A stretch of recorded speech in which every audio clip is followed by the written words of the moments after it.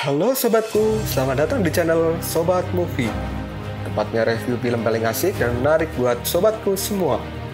Yang baru gabung, silahkan klik tombol subscribe ya dan nyalakan loncengnya, supaya kalian tidak ketinggalan film-film seru yang Mimin upload. Oke, gak usah berlama-lama lagi, langsung aja kita ke reviewnya. Gasken sob.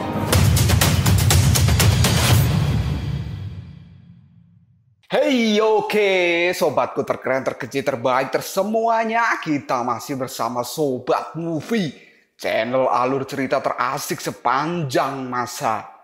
Oke, kita lanjut bahas chapter 3. Nggak usah cacicot banyak bacot, kita langsung masuk aja ke pembahasan.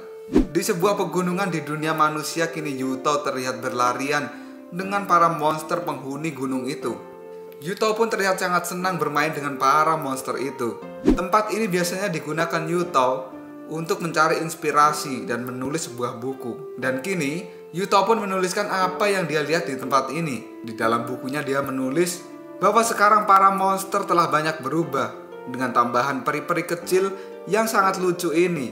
Dan Yuto akan mencatat penemuan ini dengan baik. Ketika Yuto sedang asik mencatat, tiba-tiba terjadi sesuatu yang membuat dirinya terkejut. Karena secara mengejutkan seekor beruang hitam datang dan menyerang Yuto. Beruang itu pun terlihat sangat marah dan dia berlari menuju Yuto dan akan menerkamnya.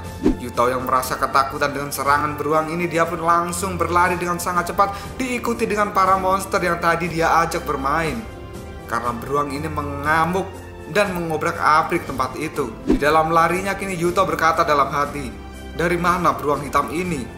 Besar sekali dan aku tidak percaya dia mengamuk seperti itu." Monster kelinci biru kecil yang tertangkap oleh beruang itu kini langsung dilahap begitu saja. Hal ini membuat Yuto semakin ketakutan. Dia pun berlari semakin kencang meninggalkan beruang itu. Yuto yang berlari, dia menemukan sebuah pohon yang besar dan dia bersembunyi di balik pohon itu bersama burung yang berwarna biru. Kemudian kura-kura coklat yang ikut berlari, dirinya langsung bersembunyi di sungai. Dan si tikus, dia langsung masuk ke dalam tanah. Yuto yang bersembunyi di balik pohon berharap agar beruang itu tidak bisa menemukan dirinya.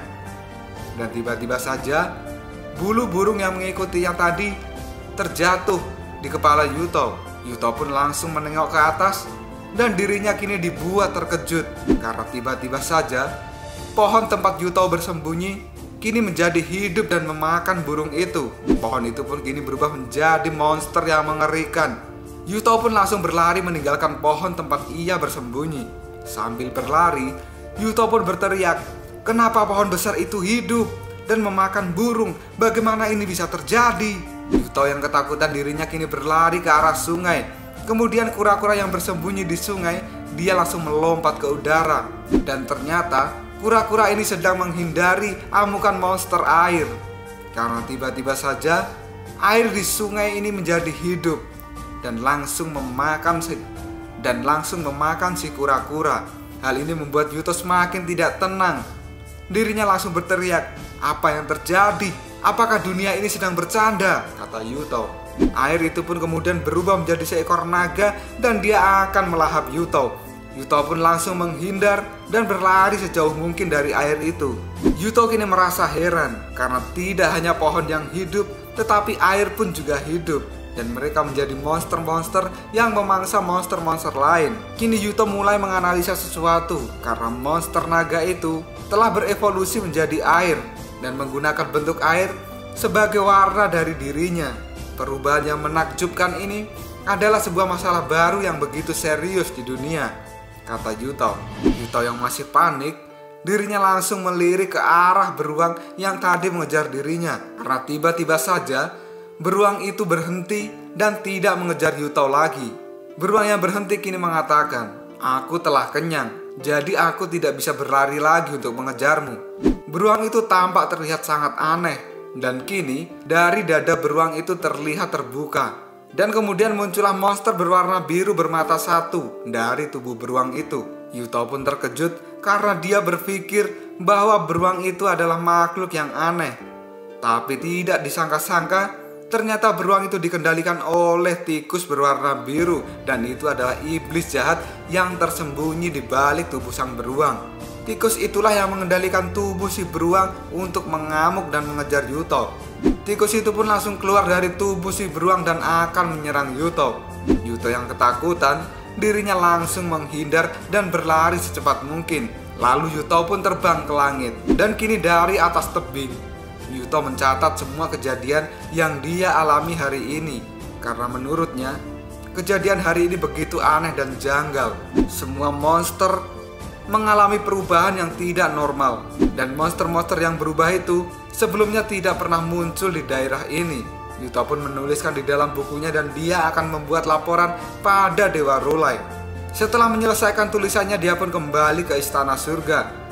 Yuto yang berlari langsung menemui sang dewa. Yuto pun mengatakan pada Dewa Rulai, "Hei Dewa Rulai, tadi aku pergi ke dunia. Awalnya aku akan membuat catatan biasa dari kota Yukaidao. Dan aku melihat monster, alam, serta tempat itu telah berubah. Tapi di lain itu, aku mendapatkan penemuan yang luar biasa. Aku telah mencatat semua detailnya. Dan silakan, Anda lihat sendiri catatan saya," kata Yuto pada Dewa Rulai. Dewa Rulai pun langsung mengambil catatan yang diberikan oleh Yuto. Dewa Rulai kini berkata pada Yuto bahwa dirinya butuh waktu untuk membaca semua catatannya. Dewa pun langsung pergi dan menyuruh Yuto untuk beristirahat. Ternyata kejanggalan-kejanggalan yang dirasakan oleh Yuto juga dirasakan oleh Dewa Rulai di istana surga. Dewa Rulai melihat para prajurit kini bertengkar dengan masalah yang tidak jelas.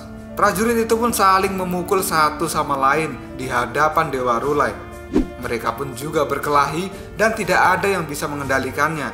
Hal ini membuat Dewa Rulai begitu sedih dan miris dengan kelakuan para prajurit surga ini. Para prajurit terus mengamuk dan memukul satu sama lain, dan mereka terlihat seperti orang yang sedang kesurupan.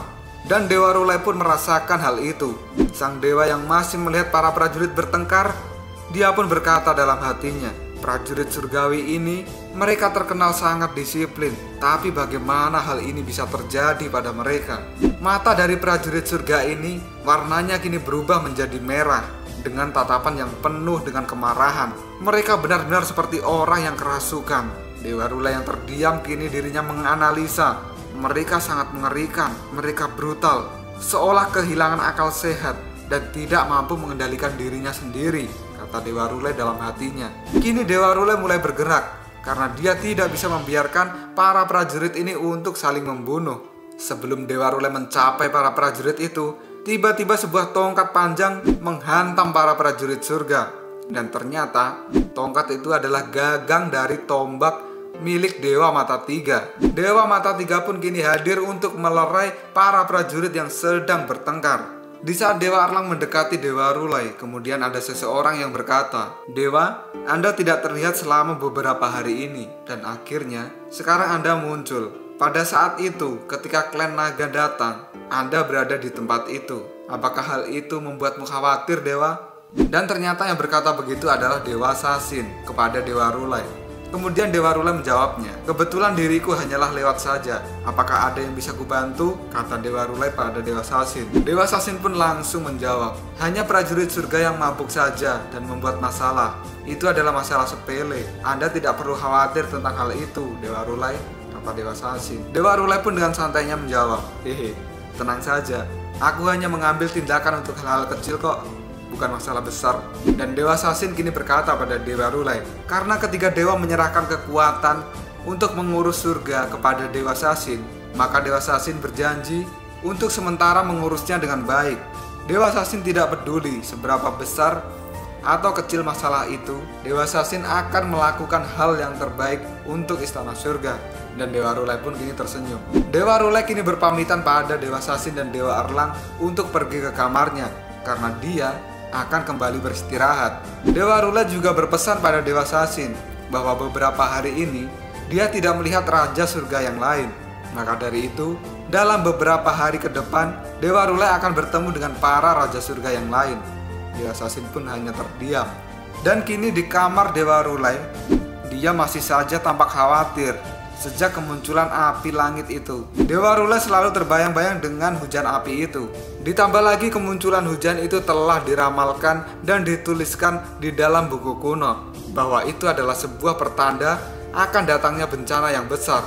Dan sekarang Pertanda dari munculnya bencana itu sudah muncul satu persatu. Dimulai dari naga hitam yang menyerang istana surga, kemudian para prajurit surga yang berkelahi tanpa ada sebab. Hal itu semakin membuat Dewa Rulai gelisah. Dewa Rulai langsung teringat dengan kata-kata Yuto bahwa monster kini juga menjadi aneh. Dewa Rulai pun langsung mengambil catatan Yuto yang dia simpan di dalam bajunya. Ketika sang dewa membuka catatan itu, dirinya langsung dibuat kaget. Di dalam catatan itu tergambar sebuah denah dan munculnya para monster. Dan tiba-tiba saja Dewa Rulai kini terkejut karena ada cahaya biru yang keluar dari buku itu. Cahaya itu pun langsung membawa Dewa Rulai masuk ke dalam dimensi buku. Dan di dalam dimensi buku itu, Dewa Rulai melihat sebuah kejadian-kejadian aneh yang belum pernah dia lihat selama ini. Mulai dari langit yang berwarna gelap, mengeluarkan badai dan juga petir yang menyambar-nyambar. Kemudian munculnya para monster baru yang belum pernah dia lihat selama ini. Rasa terkejut dan penasaran dari sang Dewa Rulai malah semakin bertambah. Dirinya pun lalu melihat sebuah cahaya merah di depannya. Dewa Rulai mendatangi cahaya itu, dan cahaya itu terlihat seperti sebuah gua es. Dari dalam cahaya merah itu, Dewa Rulai merasakan gelombang energi yang seolah-olah membuat dirinya berdebar. Dan tiba-tiba saja, ketika sang dewa akan memasuki ke dalam gua es merah itu, dirinya langsung terpental keluar dari dimensi buku. Dewa Rulai kini semakin penasaran, sebenarnya tempat apa dan ada energi apa di dalam tempat itu. Dewa Rulai pun langsung menjatuhkan buku yang diberikan oleh Yuto dan dirinya langsung berkata dalam hati, visi api langit, langit dan bumi berubah, malapetaka akan datang. Dan kini samar-samar aku merasakan kekuatan misterius yang menarik makhluk hidup di 3 alam. Bahkan jika 3 alam tidak bisa lepas dari bencana ini, mereka tidak akan bisa hidup tenang dan hanya menunggu kematian. Sesuatu harus segera dilakukan, kata Dewa Rulai dalam hati. Lalu sebenarnya apa cahaya itu? Dan energi apa yang dirasakan oleh Dewa Rulai ini? Tunggu aja jawabannya di next video. Koprol sob. Tetap stay di channel Sobat Movie dan jangan lupa klik subscribe, like, dan share ke teman-temanmu agar channel ini dapat berkembang dan menghibur kalian semua. See you next tomorrow. Bye-bye.